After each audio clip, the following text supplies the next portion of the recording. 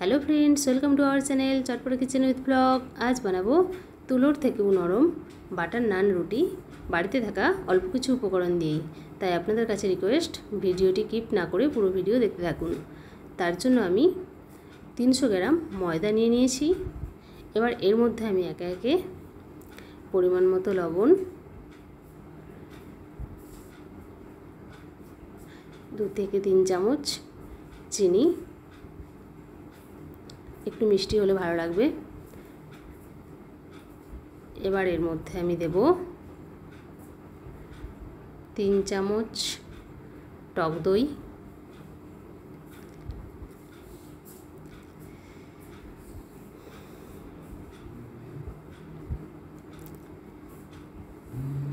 এবার এই টক দইয়ের মধ্যে দেব হাফ চামচের কিছু কম বেকিং সোডা আর দেব হাফ চামচ বেকিং পাউডার।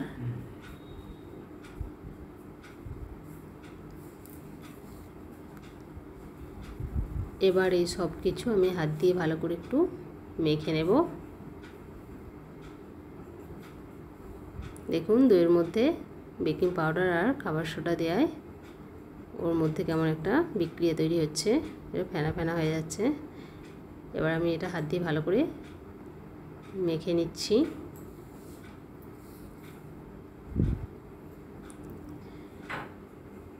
এটা মাখা হয়ে গেছে। এবার আমি অল্প অল্প জল দিয়ে একটা ডো বানিয়ে নেব। দেখুন ডোটা কতটা নরম করে মেখেছি। এবার এটা আমি আধ ঘন্টা ঢেকে রেখে দেব। আধ ঘন্টা পর ফিরে আসলাম। দেখুন কতটা নরম। এবার এর মধ্যে আমি 1 থেকে 2 চামচ সাদা তেল দিয়ে ভালো করে আবারও মেখে নেব ডোটা।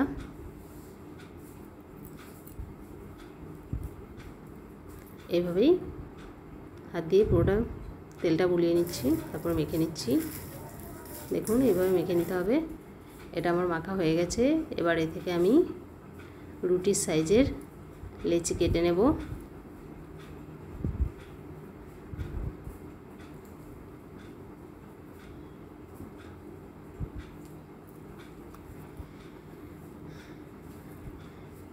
এইভাবে আমার সবকটা লেচি কাটা হয়ে গেছে, আমি গোল করে নিয়েছি। এবার আমি অল্প ময়দা দিয়ে এগুলো বেলে নেব। এটা একটু মোটা করে বেলতে হবে, পাতলা হবে না।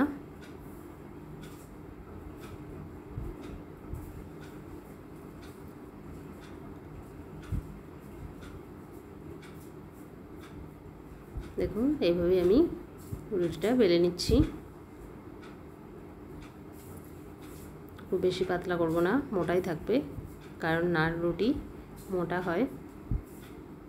এটা বেলা হয়ে গেছে। এভাবে কয়েকটা বেলে নিয়েছি। এবার আমি গ্যাস অন করে তাওয়া বসিয়ে নিয়েছি। তাওয়া গরম হয়ে গেছে, ওর মধ্যে দিয়ে নিচ্ছি। দেখুন আস্তে আস্তে নিচের দিক থেকে ফুলে উঠছে। এবার আমি দু সাইডটাই উল্টে ভালো করে আগে সেঁকে নেব।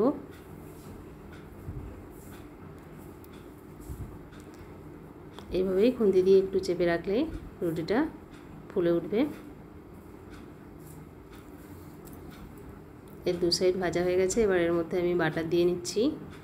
আমি চামচের পিছন দিয়ে বাটারটা লাগিয়ে নিচ্ছি। আপনাদের কাছে ব্রাশ থাকলে আপনারা ব্রাশ করে নেবেন।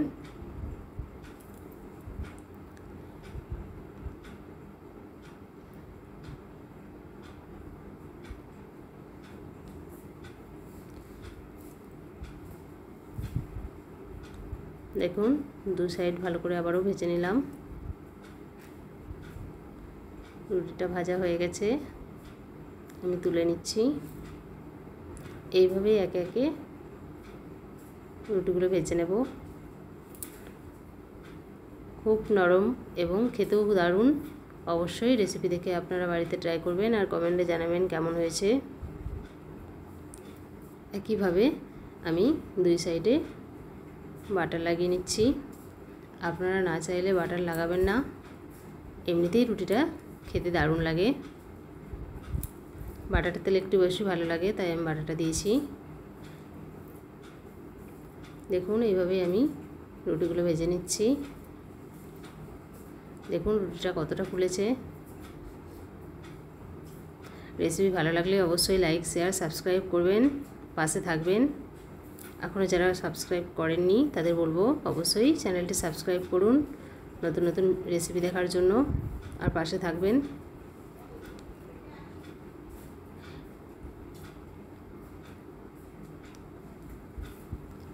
এই রুটি আপনারা আলুর দম কিংবা চিকেন কষার সাথে পরিবেশন করবেন, দারুণ লাগবে। আমার এই চ্যানেলে আলুর দমের রেসিপি রয়েছে, চিকেন কষার রেসিপিও রয়েছে, আপনারা চাইলে দেখে নিতে পারেন। দেখুন রুটিটা কতটা ফুলছে।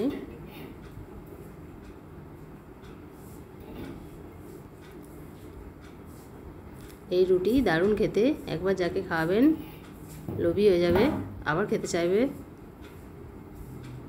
দেখুন একইভাবে আমি বাটারটা লাগিয়ে নিচ্ছি প্রত্যেকটা রুটিতে।